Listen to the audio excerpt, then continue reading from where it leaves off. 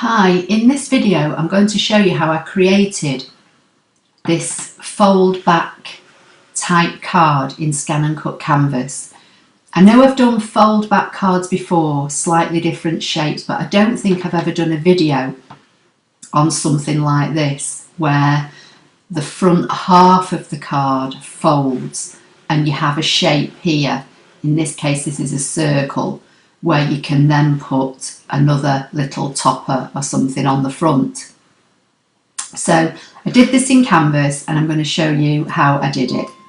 So the first thing I want to do is create the card base. Now I want to make a card that's 5 by 5 when folded. So you can do this two ways. You can either create a rectangle that's 10 by 5, or you can make two halves of the card separately.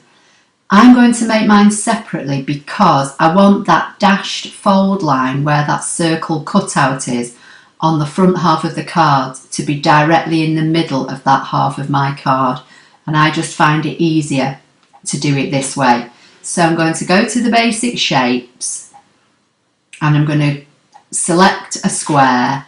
While it's selected, I'm going to go to the properties box. I've got aspect ratio ticked and I'm just going to type 5 and make my rectangle, my box, 5 inches square. While it's selected, I'm going to create a duplicate because that will be the back of the card and this is going to be the front. The next thing I'm going to do is put a fold line directly through the middle of this part of the card. So I'm going to come up here to the path icon. I'm going to left click on this top line nearish to the middle, but it's not vital at the moment because I'm going to align it properly in a few minutes. So I'm going to left click, hold the shift key down on my keyboard, which gives me a perfectly straight line, and when I get to this bottom line here I'm going to double click to anchor that line. Now while that line's selected, I'm going to hit the properties box. I'm going to choose cut and make that a dash line. Then I'm going to select the box and make that just a cut line. Then I'm going to select just these two and go edit, align, center, which puts the dash line directly in the middle now of this square.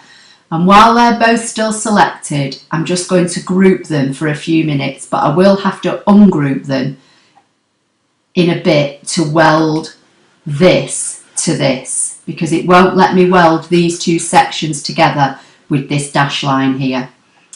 The next thing I'm going to do is create a circle.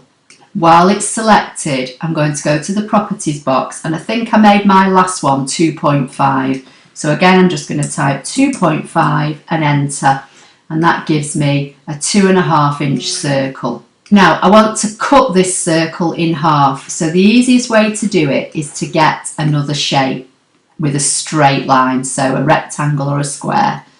I'm going to put this over the circle, and then I'm going to select the circle, and using the arrows on my keyboard I'm going to make sure that this blue circle here and this one here are on this line of this square box, and that helps me to know that I'm going to get the middle of the circle.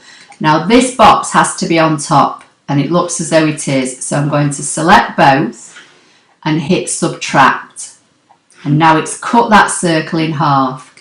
So I'm going to click twice on the circle.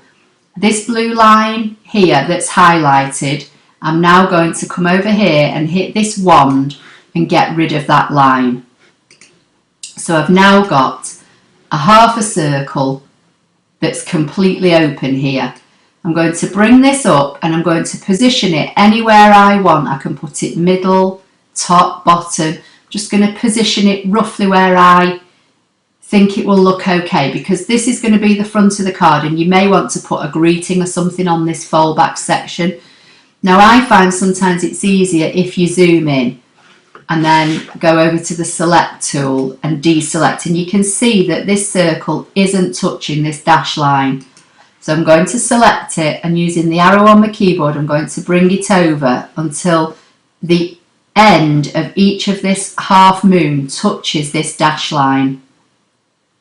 Okay, now I'm going to select the square, right click and ungroup, which now separates my dash line from my square. And I'm just going to zoom back out a little bit. I'm going to bring this other half over, and I'm going to overlap this square and this square slightly so that I can weld them together. And this line looks darker, so to me it looks as though it may be overlapped.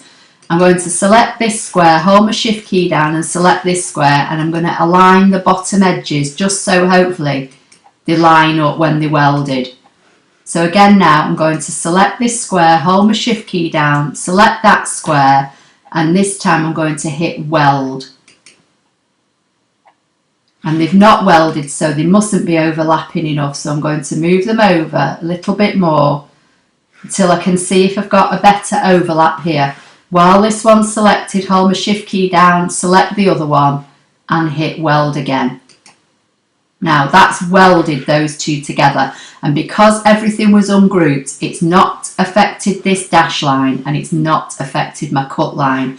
So now I can group everything back together, right click and group. Now this time if I want to put a fold line down the middle of the card, again I come over to the path icon, just select somewhere on here, hold my shift key down, drag my line out, double click, while it's selected go to properties, cut, dash, close that box, just going to zoom out a little bit more, select everything, edit, align, center, and that should now put that dash line in the middle of my card for me. Make sure everything's grouped. I'll just zoom back out, and that's how I made the foldback card. And you can do that with anything, so whatever shape you want to use here, just choose your shape from the basic shapes, chop it in half using another square or something like that, and that's how you do it. And then all as I did next was I came down to the basic shapes, and this circle I used originally I think was 2.5, so with this scallop, while it was selected, I made that 2 inches, and then I put it over there to see if it looked okay, and then I grabbed a circle and I made that 1.75 and laid that over there, and that gave me the look of how the card would look when it was finished. And then I just put these on the bottom of the mat, and I put that on the top. I saved it all up here, I gave it a name, I saved it in Canvas, then I downloaded it, and then I put it on my machine, and I put a piece of A4 card up here, and I put some scraps down here, and I did a background scan so that these were positioned on the colours of card that I'd loaded, and then I cut everything out. I'll just open up the card again so you can see the finished look. There it is. So here's the green scallop with the white circle, and here's the card when it's all folded and cut. So I hope you found that helpful. Please like, share and subscribe, and I'll see you in the next video. Thank you.